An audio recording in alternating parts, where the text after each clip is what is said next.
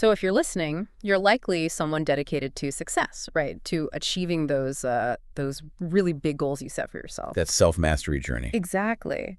But we all know the road isn't smooth. It's got landmines. You start out strong, full of ambition, talent. But then why do some people just soar, while others who seem just as gifted, they hit a ceiling, they fail? Yeah, it's a tough question. And often it's because they're missing something crucial, like a hidden curriculum for achievement. The great thinkers, they knew success has rules. And failure leaves clues. Crystal clear clues. So our goal today is really to give you a shortcut to understanding those clues. We've looked at insights from some heavy hitters, Napoleon Hill, Dale Carnegie, Steve Jobs, Einstein, to really distill these 10 major reasons why people fail. And we're not here to just, dwell on setbacks. Not at all. We want to decode the blueprints to figure out what the world's great achievers understood. What's wild is that over 100 years, the same 10 roadblocks keep popping up. It's true. Which really underlines that core idea from Napoleon Hill. Oh, yeah, the quote about adversity. Exactly. Every adversity, every failure, every heartache carries with it the seed of an equal or greater benefit. Failure isn't. It's not a dead end. It's just feedback, information. Precisely. And if we want to build something lasting, like a successful life or career, we got to start with the foundation. The internal architecture. Can't build a skyscraper on quicksand. You got it. So the first few reasons for failure, they're all about that internal compass, your direction. Which brings us right to number 1 on the list, lack of definite purpose. And the problem here isn't usually laziness, right? It's more like scattered energy. Yeah, aimless energy. Drifting from one trend to the next, maybe trying a bit of everything. But committing to nothing specific. Exactly. And Hill hammered this home. Definiteness of purpose. He called it the one essential quality. It's not just having a goal, it's having this burning desire for that specific goal. So intense it becomes part of who you are, non-negotiable. Yes. Without that really clear North Star, all the hard work just becomes busy work. Doesn't really accumulate. That desire needs to be super clear, almost visionary, like Thomas Edison. His purpose wasn't just, I want to invent stuff. No, it was specific. Right. Create practical solutions, things that would actually improve human life, light bulb, phonograph, movies. And that single defined mission, that's what kept him going through, what was it, over 10,000 experiments for the light bulb. Incredible persistence, fueled by purpose. So, the takeaway for you listening is, write down your life vision, and not just vague ideas. Get specific, vivid details. Because when you know exactly where you're going, every decision gets easier. You can instantly see what serves that purpose and what's just a distraction. Filter everything through it. Okay, but even with the clearest purpose, life throws curveballs. Things get tough. Always. And the difference between just dreaming and actually achieving often comes down to how you handle hitting that wall, right? Yeah. Which takes us straight to the next big failure point, lack of persistence. Oh, this one hits home for a lot of people. It's so common to be a great starter. Full of enthusiasm at the beginning. Totally. But then, a poor finisher. We often underestimate just how long meaningful success takes. And we give up right when things get hard, sometimes just before the finish line. Hill saw this as a major reason for failure, didn't he? Top of the list. He called it a universal human flaw, folding at the first sign of real opposition. You know who embodies persistence for me? Walt Disney. Good example. I mean, the guy faced bankruptcy multiple times. People told him Mickey Mouse was a bad idea, too scary, rejected constantly. Yeah, we see the Magic Kingdom now, but we forget the decades of, financial stress and people telling him no, that he had to push through. Exactly. And that kind of persistence, it's not just gritting your teeth, is it? It's emotional. It absolutely is. Yeah. It's fueled by the passion that comes from that definite purpose we just talked about. If you deeply, truly believe in your mission, You find the resilience. you do. That old saying holds up. Pressure turns carbon into diamonds. Without that pressure, that sustained effort, you're just, coal.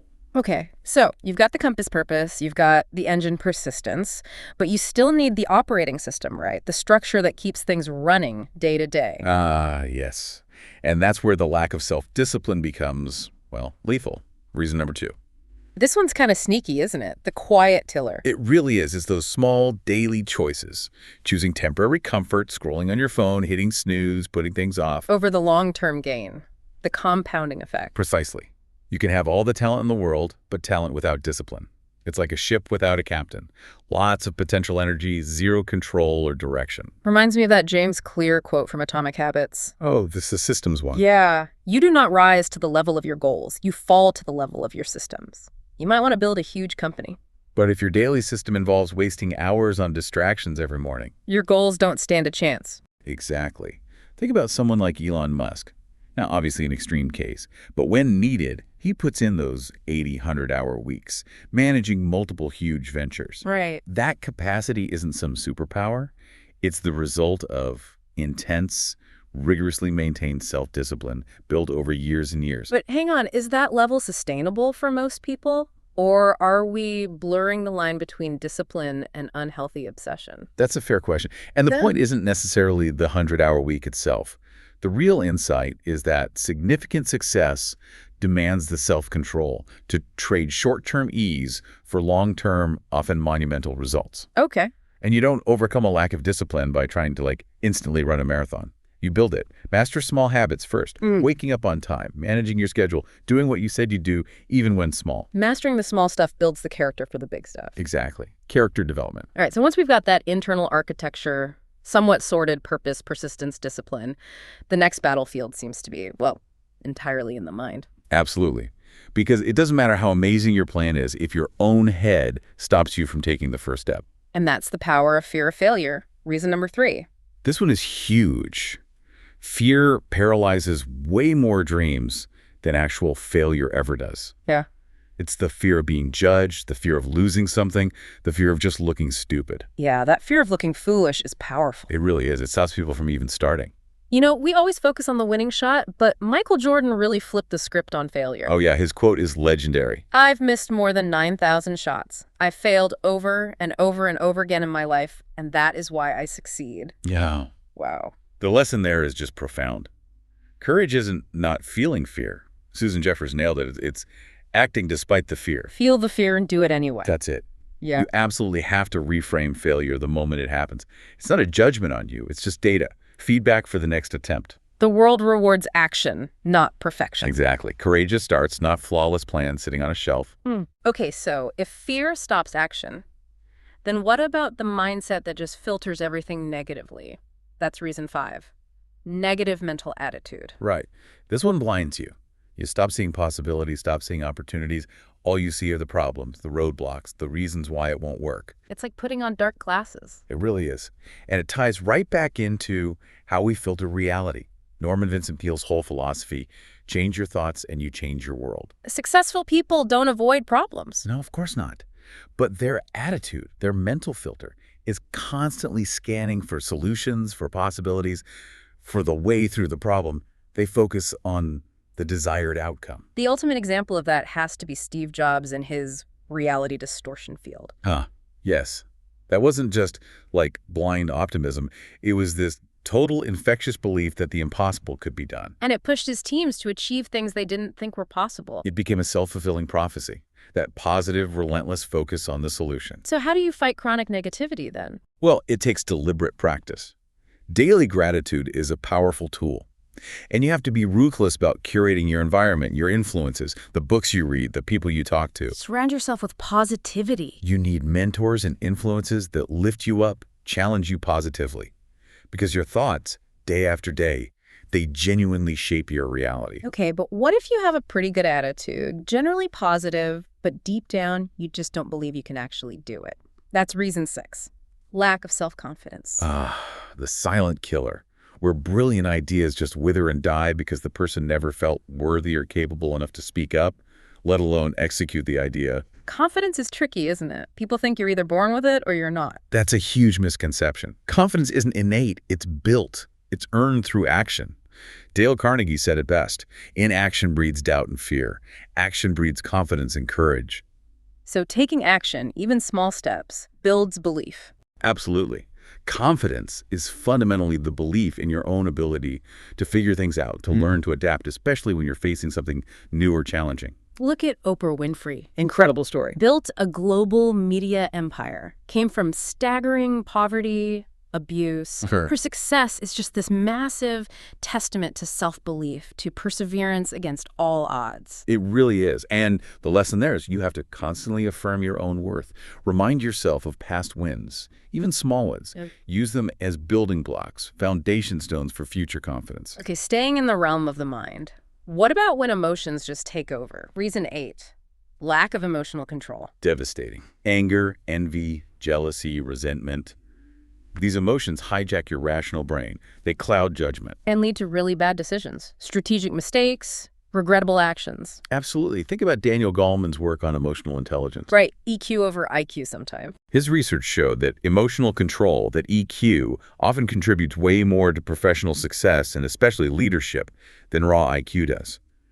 Being able to manage your state in high-pressure moments, that's the mark of a real leader. Who's a great example of that? It's hard to beat Nelson Mandela. Wow, yeah. After 27 years in prison, Mm-hmm. he chose forgiveness. He understood that holding on to bitterness and resentment would have destroyed him and destroyed his ability to unite a fractured country. That's incredible emotional maturity. It is.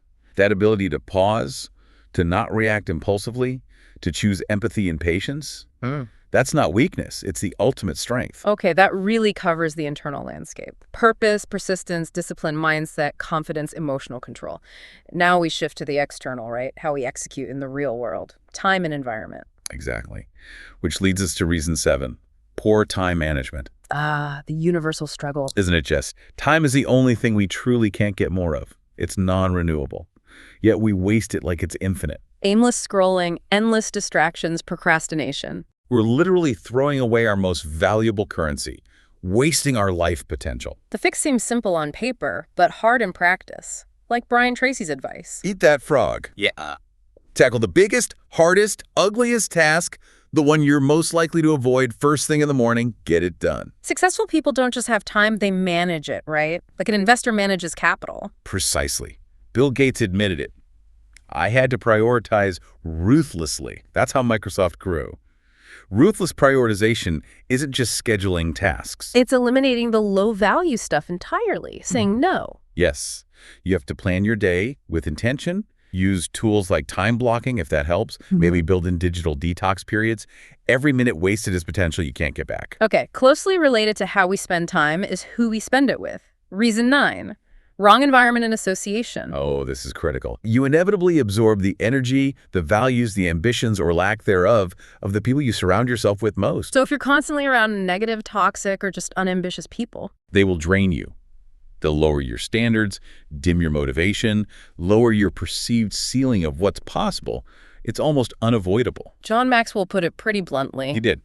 You cannot change your life until you change something you do daily, and that often includes the people you spend time with. And Warren Buffett's advice is even shorter. Hang around people better than you. Yeah. Simple as that. You'll naturally drift in their direction. So the action here is pretty clear, but maybe difficult. You have to consciously, maybe even ruthlessly, curate your inner circle. You absolutely do. Actively seek out and build relationships with mentors, with people who read, who learn, who achieve things. Your environment shouldn't just make you feel comfortable. It needs to challenge you, push you to grow, demand better from you. Exactly. Growth happens outside the comfort zone, and often your environment dictates that zone. All right, that brings us to the final reason, number 10, lack of faith in oneself and in a higher purpose. This is the bedrock in many ways.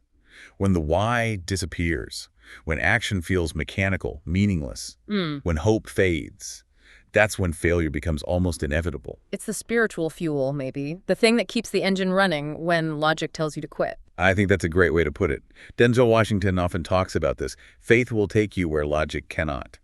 When the plans fall apart, when the market crashes, when everything seems lost. That deeper belief, that faith, gives you the strength to keep going. Yes. Helen Keller faced unbelievable challenges, and she said, optimism is the faith that leads to achievement. Without faith, nothing great is ever started, let alone finished. So you need to actively feed that part of yourself. Absolutely, whether it's through prayer, meditation, reflection, spending time in nature, reading philosophy, whatever nourishes your spirit, you have to cultivate the belief that struggles aren't just random suffering, but that they're actually shaping you, making you stronger, preparing you. Okay, so if we pull all 10 of these together, purpose, Persistence, discipline, fear, attitude, confidence, emotions, time, environment, faith. What's the single biggest lesson? I think the unifying theme is this. Failure itself isn't the enemy. It's not the thing to be avoided at all costs. It's a teacher, often a harsh one, but a teacher nonetheless. The real difference between success and failure isn't if you face setbacks. Because you will. It's how you respond to them. Exactly. Look at the scale of the failures that came before massive triumphs. Henry Ford, bankrupt 5 times before Ford Motor Company took off. J.K. Rowling, rejected by what, 12 publishers for Harry Potter? A series that defined a generation. Their purpose was clear. Their persistence was just off the charts. Their belief in their work, their faith, it outlasted all the doubt from everyone else. It really puts temporary setbacks into perspective. Reminds me of that Churchill quote. Ah, the classic. Success is not final, failure is not fatal. It is the courage to continue that counts. That sums it up perfectly. That's really the ultimate takeaway for you listening today. Remember the golden rule we can kind of pull from all these great minds. Failure is temporary. It's a data point, maybe a detour. But giving up, that's what makes the failure permanent. So as you think about these 10 areas we've discussed, maybe take a moment today and ask yourself honestly, which one of these reasons, maybe subtly, maybe obviously, is the biggest roadblock holding me back right now? Because that that realization, that's the absolute first step towards breaking through it, towards true self-mastery.